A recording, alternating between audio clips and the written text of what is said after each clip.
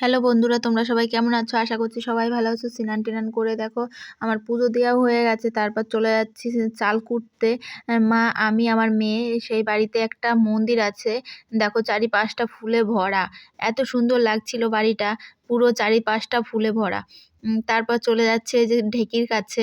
আবার মেয়ে টেনে নিয়ে চলে যাচ্ছে ফুলের কাছে, বলছে মা চলো দেখতে। ওই দেখো পাতাগুলো খুঁটে খুঁটে ফেলছে, বলছে ফুলের উপর পাতা কেন।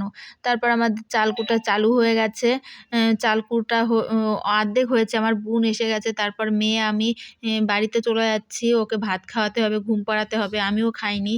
তারপরে এই যে বাড়িতে চলে এসে মেয়েকে খাওয়াতে বসে গেছি মাংস দিয়ে, আমার বৌদি দিয়েছিল। এই যে আজকের মেনু ছিল ভাত, ডালের বড়া, পেঁয়াজকালি দিয়ে মাছের ঝোল, বেগুন ভাজা, মাংস আর ডিমের ঝোল আর ডাল।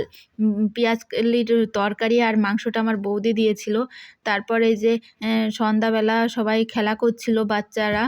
আমার দিদির মেয়েটি এসেছিলো। এখানে হচ্ছে দেশি মুরগির ঝোল আর ফ্রায়েড রাইস, আবার হবে পিঠে, অনেক কিছু আয়োজন ছিল। তারপরে যে ফানুস উড়িয়ে নিচ্ছি, বাজি টাজি ফুটানো হয়ে গেছে, এখন ফানুস উড়াচ্ছি। ফানুসটা দুটো ছিল, দুটোই উড়িয়েছি। প্রথম একটা এইটা পুড়ে গেছিলো, তার জন্য বেশি দূর যায়নি, একটু উপরে উঠেই নেমে গেছিলো। দেখো উঠছে, উঠতে উঠতেই আবার নিচে চলে আসছিল। এই যে উপরে উঠেছে, উঠার পর এই যে গাছে বেঁধে গেছে, বাঁধার পর পুড়ে গেছিলো, তার জন্য বেশি দূর যেতে পারিনি, অল্প গিয়েও নেমে গেছিলো।